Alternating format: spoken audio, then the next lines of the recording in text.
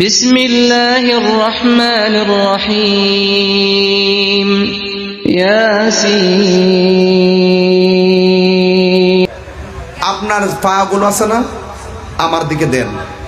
আমার জিহ্বা দিয়া আপনার পায়ের ময়লা পরিষ্কার করে দিব। বিনিময়ে একটা দাবি আছে, জীবনে কোনোদিন মা বাপরে কষ্ট দিতে পারবেন না। সত্যি করে হাত তুলে এখন বাজান, হাত তুলে এখন, হাত তুলে এখন। আমরা কি মা বাপরে কষ্ট দিব? আচ্ছা, আমার আপনার আনছেন, আমি তো দোয়া করুন। এটার ভিতরে কিন্তু একটা স্বার্থ আছে। এই পৃথিবীতে যদি নিঃস্বার্থে কেউ দোয়া করে, এটা হলো মা বাবা। কথা কন ঠিক কিনা?